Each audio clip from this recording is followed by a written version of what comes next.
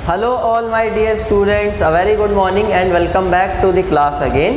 तो आज हम लोग डिस्कस करेंगे सॉल्यूशन चैप्टर की एनसीईआरटी टेक्स्ट बुक जो है हमारी केमिस्ट्री की, उसमें दी गई एनसीईआरटी एक्सरसाइजेस के बारे में, क्योंकि सॉल्यूशन पूरा चैप्टर हमने पढ़कर ख़त्म कर लिया है, सारे थ्योरेटिकल टॉपिक्स, साथ ही साथ में कुछ एक्स्ट्रा टॉपिक्स भी जो कुछ दिए हुए थे हमारे चैप्टर के अंदर, वो सब कुछ हमने पढ़कर ख़त्म कर लिया है। तो अब हम फाइनली सॉल्व करेंगे न्यूमेरिकल्स और कुछ अच्छे क्वेश्चंस जो कि हमारी एनसीईआरटी टेक्स्ट बुक में दिए गए हैं। बिकॉज जब तक हम न्यूमेरिकल या क्वेश्चंस नहीं सॉल्व कर लें किसी चैप्टर से, हम ये नहीं कह सकते कि ये चैप्टर हमें पूरी तरीके से आ गया है। तो चलिए स्टार्ट करते हैं। पहला क्वेश्चन जो एनसीईआरटी एक्सरसाइज टेक्स्ट बुक का है दिया हुआ, उसे हम लोग पढ़ते हैं। क्वेश्चन मैं पढ़ रहा हूँ, आप सब भी देखिएगा। क्वेश्चन है, define the term solution, how many types of solutions are form, write briefly about each type with an example. Question बहुत ही सिंपल है, ये थ्योरेटिकल क्वेश्चन है। हमसे कह रहा है कि आप सॉल्यूशन टर्म को डिफाइन करिए कि सॉल्यूशन क्या होता है। अगेन हमसे कह रहा है कि कितने टाइप्स के सॉल्यूशन बन सकते हैं, कितने टाइप के सॉल्यूशन फॉर्म हो सकते हैं।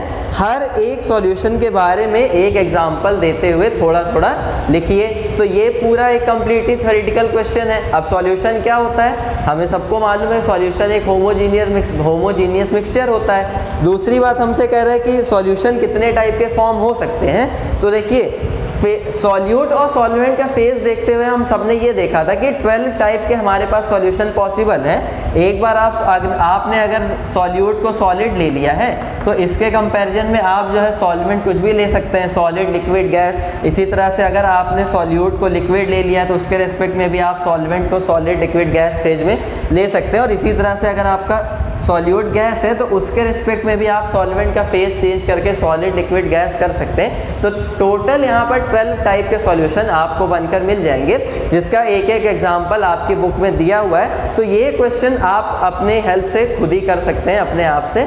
नेक्स्ट क्वेश्चन देखिए, हम लोग देखते हैं। क्वेश्चन ये भी बहुत अच्छा है एग्जाम पॉइंट ऑफ व्यू से, क्योंकि लॉन्ग आंसर टाइप क्वेश्चंस में आपसे पूछा जा सकता है। तो ये आप खुद कर लेंगे। डन। चलिए नेक्स्ट क्वेश्चन हम देखते हैं यहाँ से। क्वेश्चन नंबर 2 में हमसे कह रहा है, give an example of a solid solution in which the solute is a gas. तो ये क्वेश्चन जो है ना, ये भी एक ऊपर वाले क्वेश्चन का ही सब टॉपिक है, हम ऐसा कह सकते हैं कि इसमें हमसे पूछ रहा है कि एक सॉलिड सॉल्यूशन का एग्जाम्पल दीजिए जिसमें कि सॉल्यूट कोई गैस हो। तो इसका एक एग्जाम्पल खुद आपके एनसीईआरटी टेक्स्ट बुक में प्रोवाइड किया गया है कि हाइड्रोजन गैस का पैलेडियम की सरफेस पर जब एड्जॉर्प्शन होता है, यहाँ मैंने एड्जॉर्प्शन बोला है ना कि एब्जॉर्प्शन, मतलब अंदर नहीं जा रही है, वो सिर्फ सरफेस के ऊपर एड्जॉर्ब हो जा रही है। तो हाइड्रोजन का adsorption over the surface of palladium, ये हमारा कहलाता है एक सॉलिड सॉल्यूशन। क्योंकि यहाँ पर देखिए सॉलिड सॉल्यूशन, क्यों सॉलिड बोलने का मतलब यहाँ सॉल्वेंट कौन है, सॉलिड फेज में। तो पैलेडियम मेटल यहाँ पर सॉलिड फेज में होता है, और उसकी सरफेस के ऊपर, जैसे ये मेटल की सरफेस है, इस पर आकर हाइड्रोजन गैस एड्जॉर्ब हो जाती है, हाइड्रोजन की परत इसके ऊपर बन जाती है। तो हम इससे पूरा का पूरा क्या कहते हैं कि ये सॉल्यूशन बन गया हमारा। बात आ गई समझ में। तो ये एक छोटा सा 1 मार्क क्वेश्चन और बहुत ही अच्छा क्वेश्चन था जो आप इजीली यहाँ से सॉल्व कर सकते हैं। नेक्स्ट चलिए अब हम लोग देखते हैं क्वेश्चन नंबर 3। तो क्वेश्चन नंबर 3 में हमसे कह रहा है, थ्योरेटिकल टाइप क्वेश्चन है, डिफाइन द फॉलोइंग टर्म्स। पहला टर्म है मोल फ्रैक्शन, दूसरा है मोलैलिटी, थर्ड इज मोलैरिटी और मास परसेंटेज, जो कि हमने कंसंट्रेशन टर्म्स के मेरे चैप्टर में सारी चीज़ें एक 1 बाय 1 कवर की ही थी, और थ्योरेटिकल पॉइंट ऑफ व्यू से भी थ्योरी आपको पूरी यहाँ पर याद ही है। तो ये क्वेश्चन भी आप खुद इटसेल्फ कर सकते हैं बिल्कुल। इसमें सिर्फ आपको डेफिनेशंस वगैरह नोट डाउन करनी है कंसंट्रेशन टर्म्स की। तो ये भी क्वेश्चन आप खुद से कर सकते हैं ईजिली एकदम। चलिए नेक्स्ट क्वेश्चन हम लोग यहाँ पर देखते हैं। नेक्स्ट 4th क्वेश्चन, ये एक अच्छा क्वेश्चन है। इस टाइप का एक क्वेश्चन मैंने आपको क्लास में जब इस टॉपिक को मैं पढ़ा रहा था, कंसंट्रेशन टर्म को, वहाँ पर भी सॉल्व करवाया था। और एक बार फिर से अब जब इसका पाला हमसे पढ़ ही गया है, तो चलिए एक बार अगेन हम इस क्वेश्चन को सॉल्व कर लेते हैं। ये सेम क्वेश्चन मैंने नहीं कराया था, इस टाइप का क्वेश्चन मैंने कराया था। यहाँ पर क्वेश्चन ये डिफरेंट है, लेकिन कॉन्सेप्ट क्वेश्चन का सेम है। क्वेश्चन मैं पढ़ रहा हूँ आपके सामने।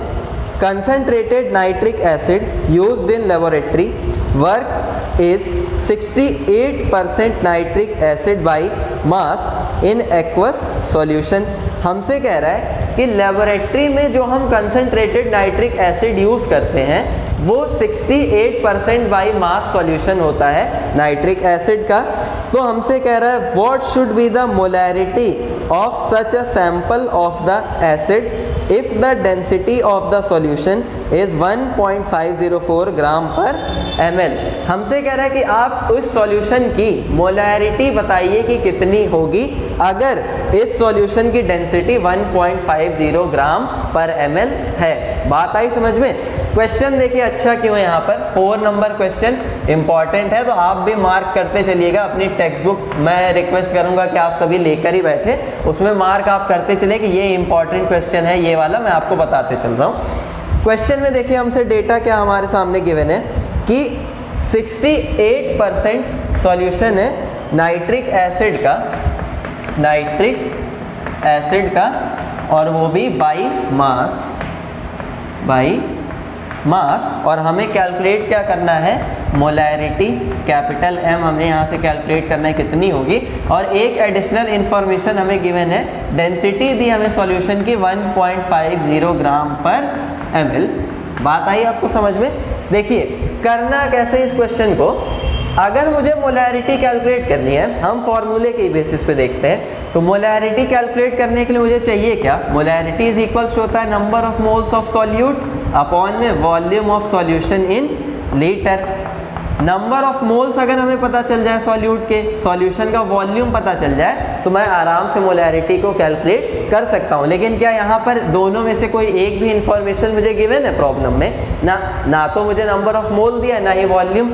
दूसरा, अगर मुझे नंबर ऑफ मोल्स कैलकुलेट करने हैं तो उसके लिए मुझे चाहिए होगा वेट और मॉलिक्यूलर वेट। तो मॉलिक्यूलर वेट यानी मोलर मास तो हम चलिए निकाल लेंगे, बिकॉज नाइट्रिक एसिड हमें बोल दिया तो फॉर्मूला हमें मालूम ही होता है, HNO3 होता है, तो मोलर मास तो हम कैलकुलेट कर लेंगे। लेकिन वेट का क्या करें, बिकॉज वेट भी हमें नहीं दिया है क्वेश्चन में नाइट्रिक एसिड का, हमसे बस बोल दिया 68% सॉल्यूशन है नाइट्रिक एसिड का। तो किया क्या जाए, तो देखिए करना यहाँ ये है ना, इसी हिंट का हमको यूज़ करना है। मैंने आपको याद करिए लेक्चर्स को पढ़ाते समय ये बताया था कि जब भी कभी आपसे क्वेश्चन में इस तरह की लैंग्वेज इस्तेमाल करें कि 68% बाई मास या 68% बाई वॉल्यूम, तो आप एकदम बस क्या करिए, मास अगर बोले तो सॉल्यूशन का मास आप अपनी तरफ से कितना मान लीजिए, 100 ग्राम का। जब भी परसेंटेज गिवन हो बस चेक करिए बाई मास दिया है कि बाई वॉल्यूम। अगर बाई मास दिया हो तो उसको कितना मान लीजिए, 100 ग्राम। बाई वॉल्यूम दिया हो तो अपनी तरफ से उसे 100 ml आप कंसीडर कर लीजिए। तो सॉल्यूशन का मास हम अपनी तरफ से कितना मान ले रहे हैं, 100 ग्राम, बिकॉज परसेंटेज ऑलवेज किससे कैलकुलेट किया जाएगा, 100 में से। अब हमसे कह रहा है नाइट्रिक एसिड है यहाँ पर 68%, तो अगर हम मास ऑफ HNO3 की यहाँ पर बात करें तो देखिए 100 ग्राम का 68% कौन है, नाइट्रिक एसिड, मतलब 100 का 68% 68 ग्राम होगा। तो 68 ग्राम कौन है मेरे पास, नाइट्रिक एसिड। तो यहाँ से देखिए मुझे उसका वेट मिल गया, वेट ऑफ नाइट्रिक एसिड।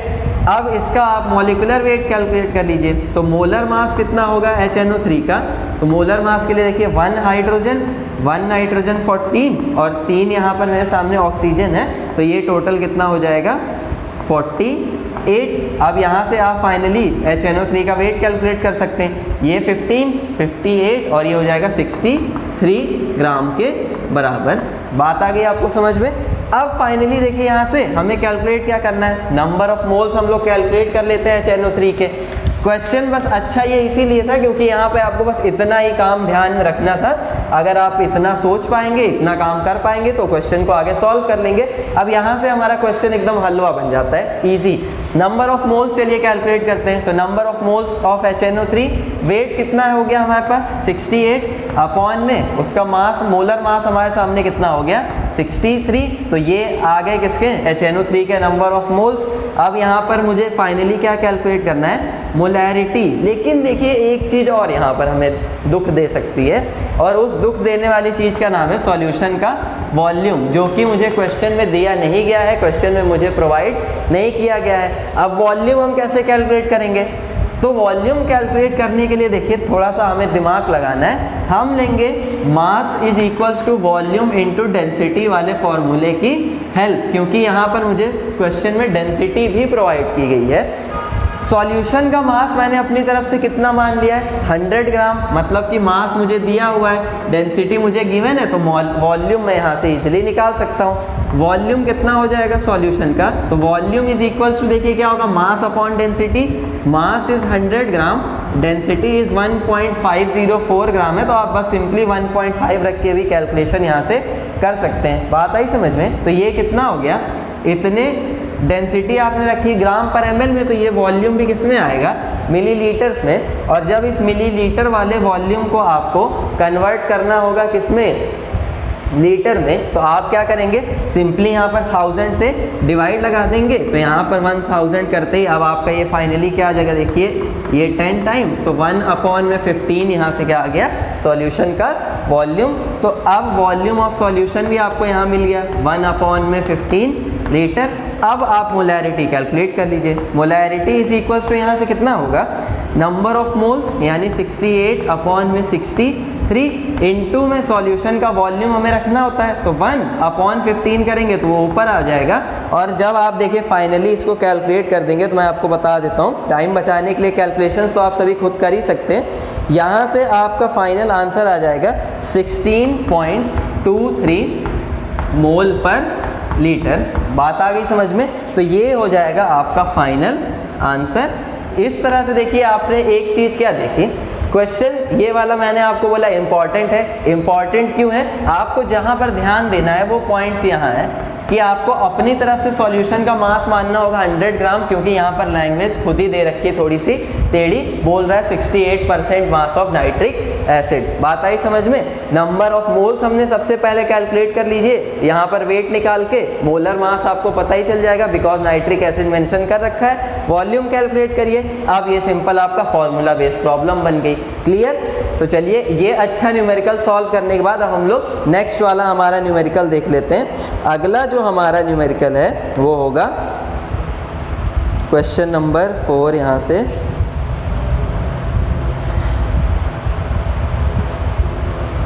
अभी हमने कर लिया, ठीक है, sorry 5 number question. Question number 5 में देखिए हमसे क्या कह रहा है, a solution of glucose in water is labelled as 10% weight by weight, मतलब आपको मास परसेंट की बात कर रहा है। That would be the molality and mole fraction of each component in the solution if the density of solution is 1.2 gram per ml, then what shall be the molarity of the solution। अब देखिए ये जो question है ना, ये एकदम जो अभी हमने क्वेश्चन किया है एकदम उसी के जैसा डिट्टो सेम क्वेश्चन है एकदम। यहाँ पर आपसे कह रहा है कि एक सॉल्यूशन है ग्लूकोज का, वाटर में बना हुआ है, 10% है wait by wait. 10% weight by wait का मतलब 10% बाई मास। तो अब यहाँ पर ग्लूकोज का वेट कितना हो जाएगा 10 ग्राम। अगर आपने सॉल्यूशन का वेट कितना मान लिया अपनी तरफ से 100 ग्राम। देन आपसे कह रहा है what will be the molality. Molality क्या होती है, number of moles of solute upon में mass of solvent in kg. Number of moles आप 10, आपको वेट पता चल गया ग्लूकोज का, मोल्स निकाल लीजिए। देन सॉल्वेंट का आप मास निकालना चाहते हैं तो 10 ग्राम ग्लूकोज है तो 90 ग्राम जो बचा वो क्या हो गया, सॉल्वेंट हो गया। 90 ग्राम आप सॉल्वेंट का वेट यहाँ से निकाल के अलग कर दीजिए, यहाँ पे रखिए फॉर्मूले में, आपको मिल जाएगी मोलैलिटी। देन आगे आपसे क्या कह रहा है, मोल फ्रैक्शन कैलकुलेट करने के लिए ग्लूकोज का वेट आपको मालूम ही है, वाटर का वेट मालूम ही है, दोनों के मोल्स निकाल के आप मोल फ्रैक्शन भी यहाँ से इजीली कैलकुलेट कर लेंगे। डेंसिटी दे रखी है, क्यों, क्योंकि आपसे मोलैरिटी निकालने के लिए पूछ रहा है। तो जैसे अभी हमने यहाँ मोलैरिटी कैलकुलेट की थी उसी तरह से सिंपली आप यहाँ पर कैलकुलेट कर लीजिएगा। तो ये क्वेश्चन मैं आपको करने के लिए आपके ऊपर सौंप दे रहा हूँ, इस क्वेश्चन को आप सॉल्व कर लीजिएगा। और जिससे ये क्वेश्चन नहीं हो पाएगा वो इसी वीडियो के नीचे PDF दिया होगा इसके सॉल्यूशन का, उसकी हेल्प ले लेगा क्वेश्चन को सॉल्व करने के लिए। और अगर तब भी उससे ना हो पाए तो वो बस एक कमेंट बॉक्स में जाके कमेंट कर देगा कि सर मुझसे ये क्वेश्चन नहीं हुआ, उसको वहाँ पर डिटेल सॉल्यूशन जो है वो और जो भी उसको दिक्कत पड़ रही होगी क्वेश्चन सॉल्व करने में वो प्रोवाइड कर दी जाएगी। ठीक है, चलिए नेक्स्ट क्वेश्चन देख लेते हैं हम लोग। क्वेश्चन नंबर 6 हमारा, क्वेश्चन नंबर 6 भी एक बहुत ही बेहतरीन क्वेश्चन है, 6 नंबर क्वेश्चन, और ये बेस्ट क्वेश्चन है हम कह सकते हैं, बहुत ही बढ़िया। बिकॉज इस क्वेश्चन में ना ये भले दिया हुआ है सॉल्यूशन चैप्टर में, लेकिन सॉल्यूशन का तो इसमें लगभग कोई लेना देना है ही नहीं, एक जगह को छोड़कर। बस ये क्वेश्चन पूरा का पूरा है स्टाइचियोमेट्री पार्ट से हमारे, जो हम पढ़ते हैं क्लास 11 की बेसिक केमिस्ट्री में। ठीक है, क्वेश्चन मैं पढ़ रहा हूँ, आप सब खुद देखिएगा। क्वेश्चन है हाउ मैनी मिलीलीटर्स ऑफ, यानी हाउ मैनी, सॉरी यहाँ पर ml लिख दिया, यहाँ मोल्स होंगे। How many moles of 0.1 molarity HCl are required to react completely with 1 gram mixture of Na2CO3 and NaHCO3 containing equimolar amounts of both। ठीक है, question मैं आपको समझा देता हूँ, क्वेश्चन की लैंग्वेज भी क्योंकि थोड़ी सी यहाँ पर टेढ़ी दे रखी है हमें। क्वेश्चन में हमसे कह रहा है कि हमारे पास एक मिक्सचर है जिसमें सोडियम कार्बोनेट और सोडियम बाइकार्बोनेट है, मिक्सचर के अंदर Na2CO3 एंड NaHCO3, और हमसे कह रहा है ना ये इनका इक्विमोलर मिक्सचर है। कैसा? इक्विमोलर। इक्विमोलर मिक्सचर का मतलब कि दोनों के नंबर ऑफ मोल्स इस मिक्सचर में कैसे हैं? सेम है। बात आ रही समझ में आपको? आगे आपसे कह रहा है मिक्सचर का वेट आपको दे रखा है 1 ग्राम, 1 ग्राम मिक्सचर हमारे पास दे रखा है, और आपसे कह रहा है कि आप वो नंबर ऑफ मोल्स कैलकुलेट करिए 0.1 मोलैरिटी HCl सॉल्यूशन के, जो कम्प्लीटली रिएक्ट कर जाएंगे इस मिक्सचर के साथ में। बात आ रही समझ में? अब देखिए क्वेश्चन यहाँ पे अच्छा क्यों हो जाता है? क्वेश्चन अच्छा इसलिए हो जाता है यहाँ पर क्योंकि आपको कैलकुलेट करने HCl के नंबर ऑफ मोल्स। यहाँ पर HCl के नंबर ऑफ मोल्स कैलकुलेट करने के लिए आपको हिंट किसके लिए दे रखी है? मोलैरिटी के लिए। और मोलैरिटी भी आपको तब कैलकुलेट कर पाएंगे जब नंबर ऑफ मोल्स तक फाइनली आप पहुँचेंगे। तो देखिए यहाँ पर ना आपको वेट प्रोवाइड कर रखा है, आपको पूरे मिक्सचर का तो वेट दे दिया 1 ग्राम, लेकिन आपको ये बोल रहा है कि कितना Na2CO3 है। क्लास के डिस्टर्बेंस में बीच के लिए सॉरी, थोड़ा पावर का प्रॉब्लम हो गया था। चलिए आ जाते हैं हम लोग वापस से अपने क्वेश्चन पर ही। तो क्वेश्चन में हमें फाइनली कैलकुलेट क्या करने थे? HCl के वॉल्यूम कैलकुलेट करना। बिकॉज वो जो क्वेश्चन में मैंने आपको बोला कि यहाँ ml की जगह मोल्स होगा, वो मैंने गलती से बोल दिया, वहाँ ml ही होगा। आपको वॉल्यूम कैलकुलेट करना है HCl का, जो कि रिएक्ट कर जाएगा किसके साथ में? इस पूरे मिक्सचर के साथ में। तो अब देखिए अगर आपको फाइनली पहुँच जाना है वॉल्यूम तक ना, तो उसके लिए तो सबसे पहले आपको ये पता करना पड़ेगा कि HCl के कितने मोल्स रिएक्ट कर पाएंगे इस मिक्सचर के साथ में, क्योंकि मोल के टर्म्स में कैलकुलेशन को करना थोड़ा सा रिलेटिवली आसान हो जाता है। अब मोल आप तब पता कर पाएंगे जब आपको मिक्सचर का भी फाइनल मोल पता होगा कि इसमें कितने मोल हैं, तभी तो हम यहाँ पर मोल मोल एनालिसिस को अप्लाई करके फाइनली कैलकुलेशन कर पाएंगे। तो देखिए मुझे Na2CO3 और NaHCO3 मिक्सचर का पूरा कंप्लीट वेट दिया हुआ है, सेपरेट नहीं। तो मैं अपनी तरफ से ये मान लेता हूँ कि Na2CO3 इस मिक्सचर में x ग्राम प्रेजेंट है। ठीक है, अब ये अगर x ग्राम है, पूरा मिक्सचर 1 ग्राम का है, तो 1 में से इसका वेट यानी x ग्राम अगर मैं हटा दूं, तो ये जो 1 माइनस x ग्राम बच रहा है, ये किसका वेट होगा? NaHCO3 का। बात आ गई आपको समझ में? अब देखिए यहाँ से, अब अगर मुझे इसके मोल कैलकुलेट करने हैं दोनों के, तो इनके मोलर मास सबसे पहले हम लोग कैलकुलेट कर लेते हैं। तो यहाँ पर Na2CO3 का अगर मोलर मास कैलकुलेट करें तो देखिए 2 × 23 प्लस कार्बन का 12 और ऑक्सीजन का 3 हो गया तो 48। तो यहाँ से अगर हम फाइनली कैलकुलेट करेंगे मोल्स, तो हमें मिल जाएगा चौक ये 46 प्लस 12 प्लस 48 और 12 कितना हो गया? 60, और 60 प्लस 46 कितना हो जाएगा? 106। बात आ गई समझ में? तो 106 ग्राम का हो गया Na2CO3 का मोलर मास। और अगर NaHCO3 का हम लोग कैलकुलेट करें तो 23 प्लस 1 प्लस 12 और प्लस 48, तो 48 12 60 और 24 हम उसमें और ऐड कर दें, तो यहाँ पर 84 ग्राम हमारा किसका हो गया मोलर मास? NaHCO3 का। अब देखिए Na2CO3 के अगर हमें नंबर ऑफ मोल्स कैलकुलेट करने हैं, तो number of moles of sodium carbonate is equals to weight इसका हमने कितना लिया अपनी तरफ से? x माना है, अपॉन इसका मोलर मास जो कि कितना है 106 ग्राम, इसका मॉलिक्यूलर वेट। यहाँ पर NaHCO3 के नंबर ऑफ मोल्स कितने हो जाएंगे, NaHCO3 के अपनी तरफ से हमने इसका वेट माना 1 - x अपॉन में 84 ग्राम क्या है इसका टोटल मॉलिक्यूलर वेट। तो यहाँ से आ गए हमारे पास दोनों के नंबर ऑफ मोल्स। अब देखिए हमको बोल के रखा है ना कि ये इक्विमोलर मिक्सचर है, मतलब दोनों के नंबर ऑफ मोल्स कैसे हैं, सेम है मिक्सचर के अंदर। तो इसका मतलब ये होता है कि number of moles of Na2CO3 बराबर है number of moles of NaHCO3 के, यानी कि x अपॉन में 106 ये बराबर है 1 - x अपॉन में 84 के। और जब आप यहाँ से इसे कैलकुलेट कर लेंगे तो देखिए 84 times of x is equals to 106 minus में 106 टाइम्स ऑफ x। बात आई समझ में। x की वैल्यू आपको यहाँ से कैलकुलेट करनी है तो x को आप एक साइड कर लीजिए।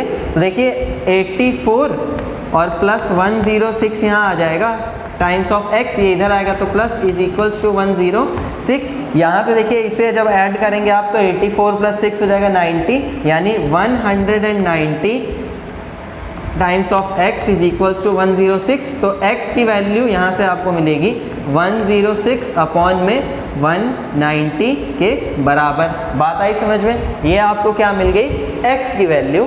अब देखिए यहाँ से x की ये वैल्यू रख के आप यहाँ पे फाइनली नंबर ऑफ मोल्स भी कैलकुलेट कर सकते हैं। बट अभी चलिए हम इसे ऐसे ही रहने देते हैं, या फिर चलिए कैलकुलेशन करेंगे अगर, तो number of moles of Na2CO3 is equals to x की वैल्यू रखिए। तो x की वैल्यू कितनी 106 अपॉन में यहाँ पे कितनी 190 इंटू ये वैल्यू हमने रख दी 106 यहाँ पे पहले से नीचे, तो इंटू में 106। देखिए x के प्लेस पे 106 अपॉन में 190 हमने यहाँ पुट कर दिया और 106 पहले से, ये यहाँ पर कंप्लीटली कैंसिल आउट हो गए तो हमें क्या देगा 1 अपॉन में 190। बात आई समझ में। 1 अपॉन में 190 ये नंबर ऑफ मोल्स किसके आ गए, Na2CO3 के, और यही नंबर ऑफ मोल्स किसके आएंगे NaHCO3 के भी, क्योंकि दोनों के नंबर ऑफ मोल मिक्सचर में कैसे हैं, सेम है। बात आई समझ में।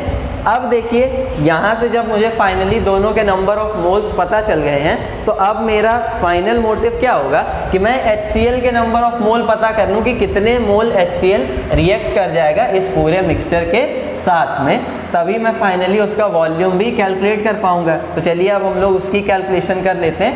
यहाँ से हमें नंबर ऑफ मोल्स मालूम चल गए। अगर मुझे ये पता करना है कि HCl के कितने मोल इसके साथ में रिएक्ट करेगा तो मुझे हेल्प लेनी पड़ेगी केमिकल इक्वेशंस की।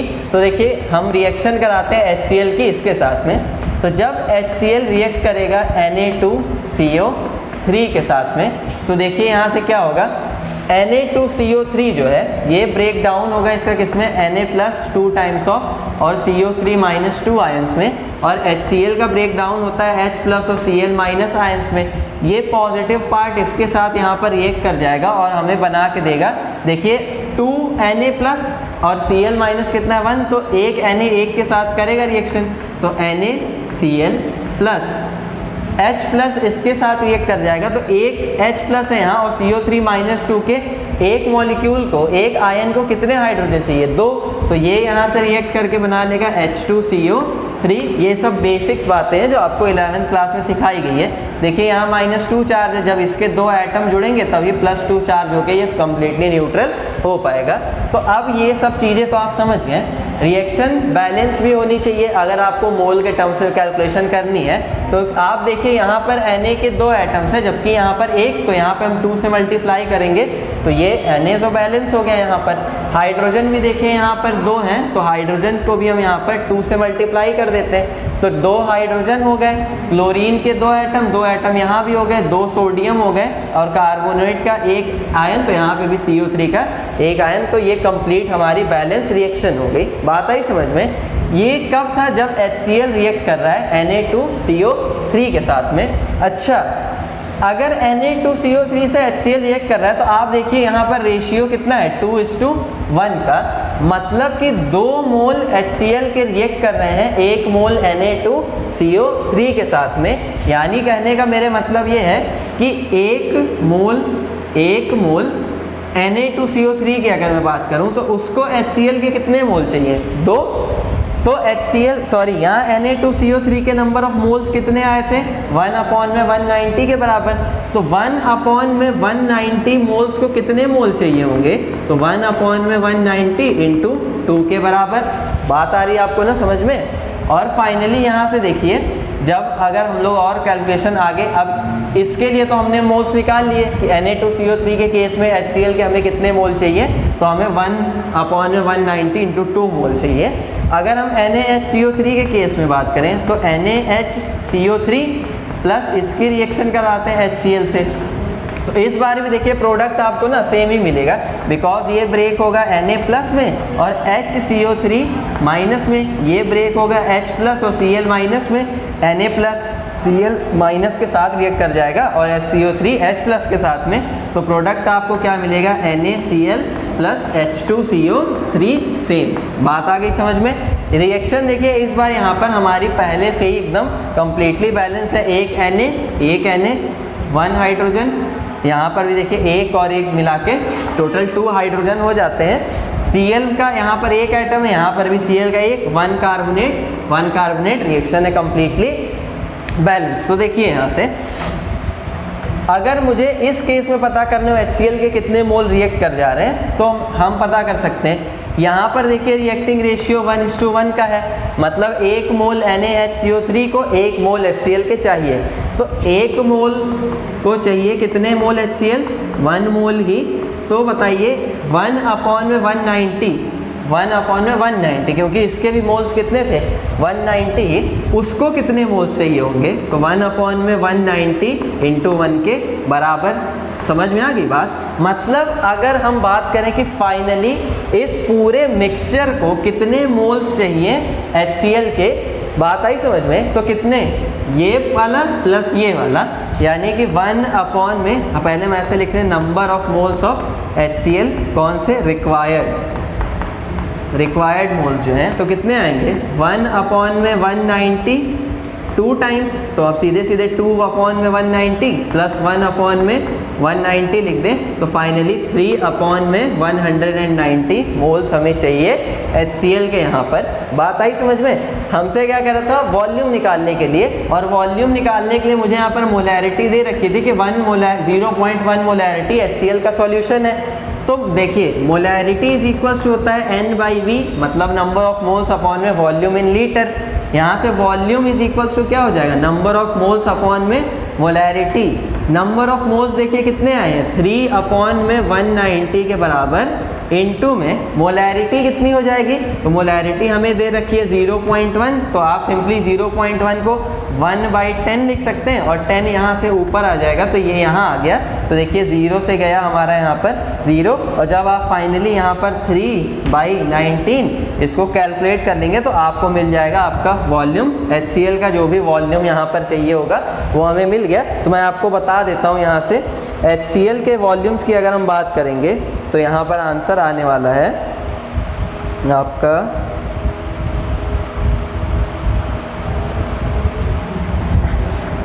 157.8 ml के बराबर।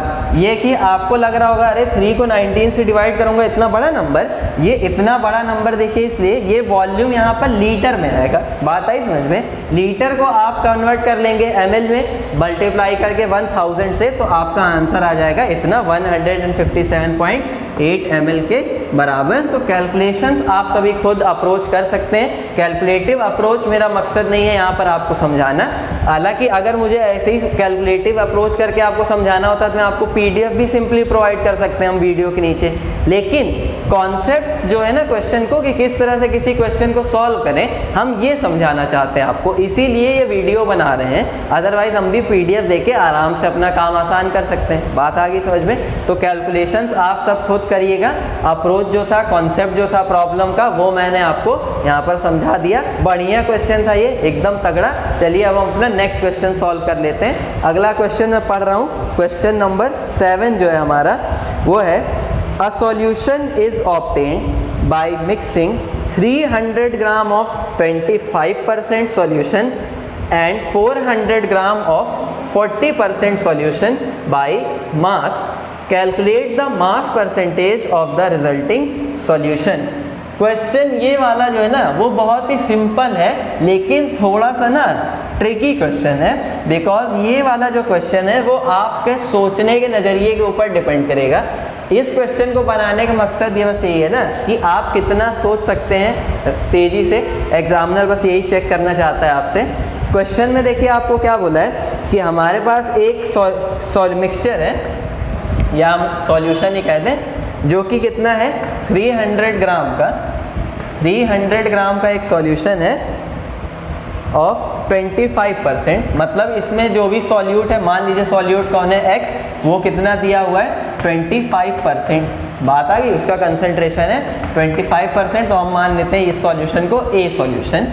एक और मेरे पास है सॉल्यूशन B, जिसमें मान लीजिए कोई सॉल्यूट है मेरे पास Y, और इस बार जो है ये कितना है 400 ग्राम, और इसमें जो है Y का कितना परसेंट है 40%, Y डिजॉल्व है, मतलब कंसंट्रेशन कितना है 40% इस सॉल्यूशन का। बात आ गई समझ में। अब हमसे कह रहा है जब इन दोनों को फाइनली हम यहाँ पर मिला देते हैं तो आप ये कैलकुलेट करके बताइए कि सॉल्यूट का फाइनल मास परसेंट कितना होगा इस रिजल्टिंग सॉल्यूशन में। तो देखिए स्टूडेंट जब इस क्वेश्चन को देखेंगे ना कहेंगे अरे ये तो एकदम हलवा क्वेश्चन है, सिंपल, 25% ये है, 40% ये है, दोनों को मिला देते हैं, इसका मतलब 40 + 25 65% मेरा रिजल्टिंग सॉल्यूशन का मिक्सचर बन जाएगा, और यहीं पर आप खा जाएंगे मात और आपका सॉल्यूशन हो जाएगा गलत।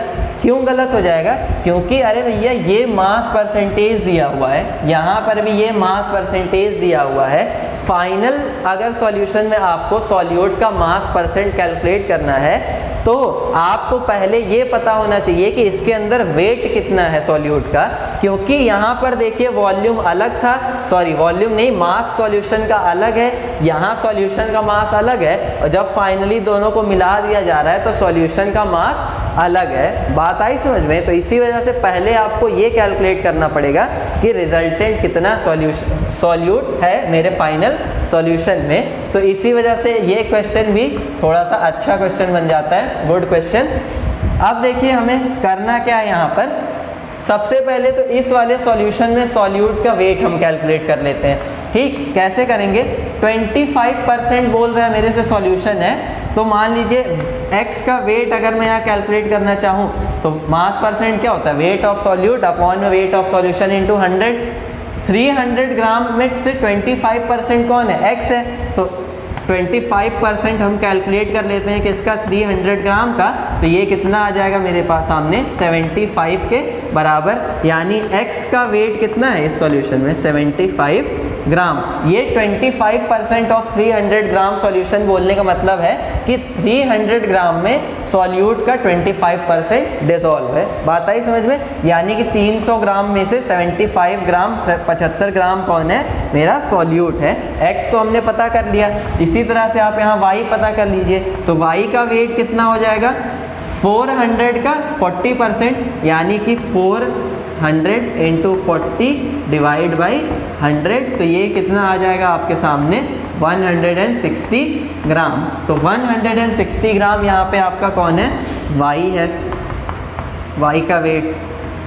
अब देखिए आपने पढ़ा होगा 11th में law of conservation of mass कि टोटल मास हमेशा कैसा रहता है? कंजर्व रहता है। तो आपने इस वाले का 75 ग्राम सॉल्यूट, इस वाले का 160 ग्राम सॉल्यूट जब आपस में फाइनली मिला दिया, तो अब ये जो रिजल्टेंट सॉल्यूशन बन रहा है इसके अंदर सॉल्यूट कितना होगा?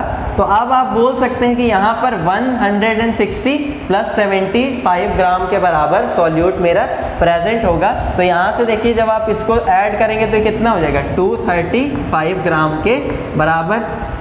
तो x + y जो टोटल सॉल्यूट का वेट है यहाँ पर इस रिजल्टेंट सॉल्यूशन में वो कितना है 235 ग्राम के बराबर। और जब मैंने दोनों मिक्सचर्स को मिला दिया तो 300 ग्राम इसका और 400 ग्राम इसका, दोनों को मिला के कितना हो जाता है हमारा 700 ग्राम। यहाँ पर नेट मिक्सचर का मास हो जाता है। अब आप यहाँ से परसेंटेज बाई मास कैलकुलेट करना चाहते हैं, तो परसेंटेज बाई मास क्या होता है? वेट ऑफ सॉल्यूट, जो कि कितना है 235 5 अपॉन में वेट ऑफ सॉल्यूशन जो कि कितना 700 और इनटू में 100, तो इससे ये गया 7 टाइम्स, और जब आप इसको फाइनली यहाँ से उड़ा देंगे तो 7 3 ज़ा 21, कैरी यहाँ से 2, अगेन 7 3 ज़ा 21, तो यहाँ से अब फाइनली बचेगा 4 पॉइंट डेसिमल इंक्रीज करके 5 और फिर से 7, तो 33.57% यहाँ से जो फाइनल आंसर आ जाएगा आपका वो हो जाएगा इस रिजल्टेंट वाले सॉल्यूशन में सॉल्यूट का मास परसेंट। बात आ गई समझ में? तो ये इस तरह से एक और क्वेश्चन हमारा यहाँ पर सॉल्व हो जाएगा। सॉरी, कहाँ गया?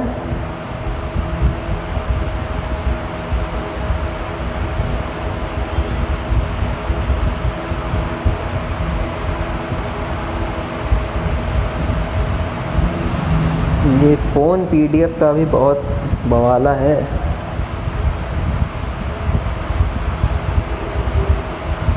तो 33.57% आपका यहाँ से आ जाएगा फाइनल सॉल्यूट का मास परसेंट। यहाँ से भी देखिए आपसे ना एक एडिशनल इन्फॉर्मेशन कभी कभी हो सकता है और पूछ ले क्वेश्चन में कि बताइए कि रिजल्टेंट जो सॉल्वेंट बचा उसका मास परसेंट कितना है। तो बस सिंपली 100 में से आप ये वाला मास परसेंट यहाँ पर माइनस कर दीजिएगा, जो रिमेनिंग बचा वो किसका होगा?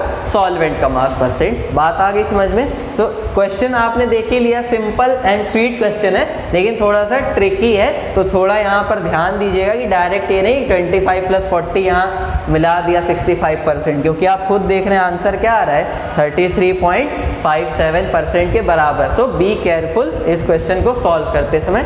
चलिए नेक्स्ट क्वेश्चन अब हम लोग अपना देख लेते हैं, क्वेश्चन नंबर 8। क्वेश्चन नंबर 8 में हमसे कह रहा है An antifreeze solution is prepared from 222.6 gram of ethylene glycol, जिसका फॉर्मूला हमें गिवन है C2H6O2 and 200 gram of water. हमसे कह रहा है एथिलीन ग्लाइकॉल का वाटर में एक सॉल्यूशन बनाया गया है। 200 ग्राम वाटर में 222.6 ग्राम एथिलीन ग्लाइकॉल का सॉल्यूशन है। Calculate the molality of the solution. Molality आप कैलकुलेट करके बताइए सॉल्यूशन की कितनी होगी। If the density of the solution is 1.072 ml then what shall be the molality of the solution. Molality भी हमें कैलकुलेट करनी है और मोलैलिटी भी कैलकुलेट करनी है। देखिए हमें यहाँ पर बोल रहा है कि वेट दिया हुआ है एथिलीन ग्लाइकॉल का और हमें वाटर का भी यहाँ पर वेट गिवन है। मोलैलिटी यहाँ से आप इजीली बड़े आराम से कैलकुलेट कर सकते हैं, बिकॉज आपको number of moles of ethylene glycol मिल ही जाएंगे। मोलर मास कैलकुलेट कर लेंगे, वेट दिया है, मोल्स निकल गए। वाटर का भी आपको वेट गिवन है, सॉल्वेंट का भी मास दिया हुआ है, तो वहाँ से आप सिंपली नीचे रख के फॉर्मूले से मोलैलिटी यहाँ पर कैलकुलेट कर लेंगे। मोलैलिटी कैलकुलेट करने के बाद मोलैरिटी कैलकुलेट करनी है, तो नंबर ऑफ मोल्स तो आपको मालूम ही है, इस बार आपको वॉल्यूम की ज़रूरत है। आपको सॉल्यूशन का मास, हाँ इस क्वेश्चन में एक जगह यहीं आपको थोड़ा सावधान रहना है कि देखिए जो 200 ग्राम दिया हुआ है ना क्वेश्चन में, वो आपको सॉल्वेंट का मास प्रोवाइड है ना कि सॉल्यूशन का। तो आपको मोलैरिटी कैलकुलेट करते समय सॉल्यूशन का वॉल्यूम रखना होता है, और वॉल्यूम तो आपको गिवन नहीं है, आपको गिवन है डेंसिटी। मतलब आपको सॉल्यूशन के मास की हेल्प से आप वॉल्यूम निकालना पड़ेगा डेंसिटी का यूज़ करते हुए। तो सॉल्यूशन का मास कितना हो जाएगा? वाटर का given mass 200 gram plus ethylene glycol का गिवन मास जो कि है 222.6 ग्राम के बराबर। तो दोनों को ऐड करेंगे तो आपको मिल जाएगा सॉल्यूशन का मास, डेंसिटी गिवन है, वहाँ से वॉल्यूम निकाला, मोल्स पता है ही है, मोलैरिटी कैलकुलेट कर ली। तो ये भी एक सिंपल सा क्वेश्चन है जो कि मैं आपको प्रोवाइड करता हूँ। आपकी जिम्मेदारी इस क्वेश्चन को सॉल्व करने की, अगर नहीं सॉल्व होगा तो करना क्या है ये भी आपको मालूम है, ठीक है। चलिए नेक्स्ट क्वेश्चन हम लोग देखते हैं, क्वेश्चन नंबर 9। क्वेश्चन नंबर 9 में हमसे कह रहा है a sample of drinking water was found to be severely contaminated with chloroform suppose to be a carcinogen, मतलब जो कि कैंसर का कारण बनता है, ठीक है। आगे हमसे कह रहा है the level of contamination was 15 ppm by mass. तो आप कैलकुलेट करिए, express this in percentage by mass. दूसरा, determine the molality of chloroform in water sample. Question ये वाला भी बहुत अच्छा है, अच्छा इसलिए क्योंकि ppm बेस्ड न्यूमेरिकल आपको बहुत ही कम मिलते हैं, पार्ट्स पर मिलियन पे बेस। तो देखिए हमसे कह रहा है ना, एक ड्रिंकिंग वाटर यानी पीने के पानी का सैंपल है जिसमें क्लोरोफॉर्म को ये पाया गया कि उसमें क्लोरोफॉर्म इतना ज़्यादा मिला है कि वो कैंसर का कारण बन सकता है। ठीक है, आगे हमसे कह रहा है कि ये जो लेवल था क्लोरोफॉर्म का वाटर में, कंटेमिनेशन लेवल, वो कितना था 15 ppm बाई मास के अकॉर्डिंग 15 ppm यहाँ पर मेरा कंटेमिनेशन लेवल था क्लोरोफॉर्म का वाटर में। अब देखिए पार्ट्स पर मिलियन की जब भी हम बात करते हैं, मैंने आपको बताया था ये टॉपिक पढ़ाते इसमें कि पार्ट्स की हम बात कर रहे हैं, तो पार्ट्स हम किसी भी फॉर्म में ले सकते हैं, in the form of mass, in the form of volume, as well as in the form of moles. तो यहाँ पर हमें मास के फॉर्म में दे रखा है। ठीक, आगे हमसे कह रहा है क्वेश्चन में कि आप इसे मतलब एक्सप्रेस करिए इस 15 ppm को परसेंटेज बाय वेट में, और दूसरा मोलैलिटी जो है इस क्लोरोफॉर्म की वाटर सैंपल की कैलकुलेट करके बताइए। क्वेश्चन ये भी बहुत अच्छा है। चलिए पहला पार्ट हम लोग सॉल्व करते हैं, जिसमें हमसे कह रहा है कि आप इसे एक्सप्रेस करिए परसेंटेज वेट बाय वेट में। तो याद करिए पार्ट्स पर मिलियन, आपको मैंने बताया था क्या होता है, parts per million is equals to percentage weight by weight into में 10 to the power 4। बताया था ना मैंने आपको, ये रिलेशन होता है पार्ट्स पर मिलियन और परसेंटेज वेट बाय वेट में। ये हमें कहाँ से मिलता था, अरे ppm का फॉर्मूला होता था पार्ट्स ऑफ सॉल्यूट, तो यहाँ पे पार्ट्स को मास के फॉर्म में ले लीजिए, तो क्या हो जाएगा मास ऑफ सॉल्यूट अपॉन में मास किसका, सॉल्यूशन का, ये सॉल्यूट का, इनटू 10 की पावर 6 करते थे ppm निकालने के लिए। अगर आप इसको ब्रेक कर लीजिए 10 की पावर 2 इंटू 10 की पावर 4 में, तो यहाँ से देखिए इतना पार्ट किसके बराबर है, परसेंटेज वेट बाय वेट के, और इंटू 10 to the power 4। बात आ गई समझ में आपको। तो ये रिलेशन यहीं से मिलता है, कहीं मंगल ग्रह से आया हुआ रिलेशन नहीं है ये। अब यहाँ से आपको इसी में बोल रहा है कि आप परसेंटेज वेट बाय वेट में इस रिजल्ट को कन्वर्ट कर दीजिए। तो 15 ppm आपको दिया हुआ है, percentage weight by weight into में 10 to the power 4। बात आ गई समझ में। तो यहाँ से देखिए percentage weight by weight is equals to क्या हो जाएगा 15 इंटू 10 to the power -4। समझ में आ गई बात। हमसे परसेंटेज वेट बाय वेट में एक बार कंफर्म कर लेते हैं, बोला है कि परसेंटेज बाय मास में, तो express this in percentage by mass. तो यहाँ पे हमारा ये खत्म हो जाता है, परसेंटेज वेट बाय वेट हमसे बोल रहा है, तो परसेंटेज वेट बाय वेट तो 15 इंटू 10 to the power -4%। ठीक, कंफर्म मैंने इसलिए किया कि हो सकता है कहीं हमसे मास वगैरह तो नहीं पूछा था। तो ये एक यहाँ पर आपका सॉल्व हो गया, एक पार्ट क्वेश्चन का। सेकेंड पार्ट में देखिए आपसे क्या कह रहा है, मोलैलिटी कैलकुलेट करने के लिए। मोलैलिटी आपको कब मिलेगी, जब आपको क्लोरोफॉर्म के नंबर ऑफ मोल्स मिल जाएंगे। बात आई समझ में। नंबर ऑफ मोल्स के लिए आपको क्या चाहिए होगा, क्लोरोफॉर्म का वेट चाहिए होगा, और साथ ही साथ में आपको सॉल्यूशन का भी वेट चाहिए होगा। समझ में आ रही ना बात। तो यहाँ पर हमें सॉल्यूशन का वेट वगैरह तो बहुत ज़्यादा अमाउंट में गिवन है नहीं, तो हम अपनी तरफ से उसे कितना अज्यूम कर लेंगे 1000 ग्राम के बराबर। बिकॉज मोलैलिटी होती क्या है, number of moles of solute dissolved in unit amount of solvent. बात आ रही है समझ में। तो हमने कितना मान लिया अपनी तरफ से 1000। अच्छा मास कहाँ से मिलेगा हमें, तो मास को हम यहाँ से कैलकुलेट करने के finally percentage weight by wait वाले हमारे फॉर्मूले से। मास देखिए हमें कैसे मिल जाएगा, परसेंटेज वेट बाय वेट हमें गिवन है 15 इंटू 10 to the power -4% के बराबर। इसे अगर मैं 100 से डिवाइड लगा दूँ फाइनली, तो देखिए 100 से डिवाइड लगाते ही ये मेरा किस में कन्वर्ट हो जाएगा, सॉरी यहाँ पर देखिए डेफिनेशन के अकॉर्डिंग चलेंगे। Percentage weight by weight is equals to हमें किया है 15 into 10 to the power -4%। Percentage weight by weight होता क्या था, weight of solute dissolved in 100 ml of solution. बात आई समझ में। 15 इंटू 10 to the power -4 आने का मतलब यहाँ पर ये है कि 15 into 10 to the power -4 gram chloroform जो है, क्लोरोफॉर्म वो डिसॉल्व है कितने में, 100 ग्राम वाटर में। कोई डाउट आपको इसमें, कोई डाउट इसमें नहीं होना चाहिए। तो यहाँ से देखिए आपको एक तो मिल गया क्लोरोफॉर्म का वेट, और दूसरी चीज़ आपको क्या पता चल गई, पूरे सॉल्यूशन का जो नेट वॉल्यूम है वो कितना है। तो देखिए अब यहाँ से ना ये जो हमने अपनाया था कि 1000 ग्राम हम अपनी तरफ से लेट कर लेते हैं, वो भी हमें मानने की ज़रूरत नहीं पड़ेगी, दोनों चीज़ें हमें यहाँ से मिल गई हैं। अब देखिए मोलैलिटी के लिए मुझे क्या चाहिए, नंबर ऑफ मोल्स चाहिए।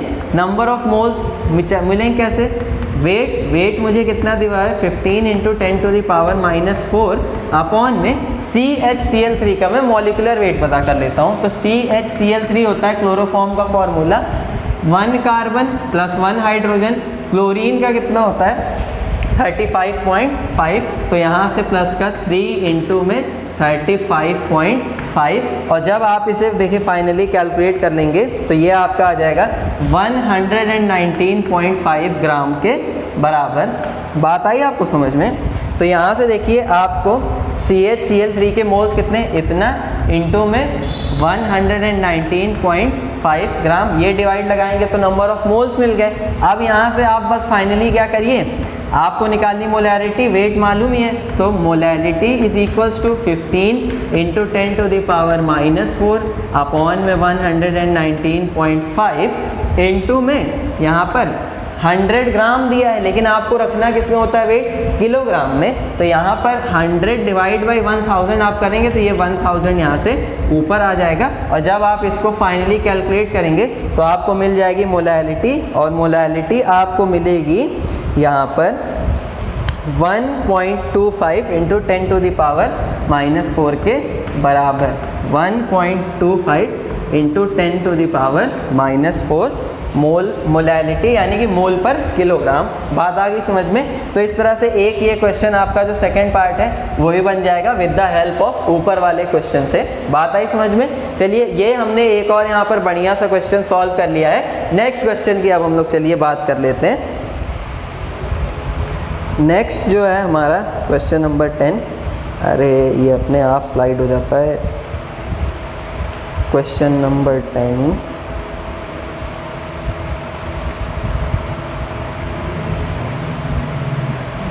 क्वेश्चन नंबर 10 कहाँ गया, हाँ क्वेश्चन नंबर 10 है, what role does the molecular interaction play in a solution of alcohol and water. ठीक है, थ्योरेटिकल क्वेश्चन है ये, लेकिन अच्छा क्वेश्चन है, रीजनेबल क्वेश्चन है, इस वजह से मैं आपको ये भी सॉल्व करके यहाँ पर सॉल्व करके नहीं, मैं आपको आइडिया बता देता हूँ कि ये क्वेश्चन बेसिकली कहना क्या चाहता है और आपको इसके सॉल्यूशन में क्या क्या चीज़ें लिखनी पड़ेंगी।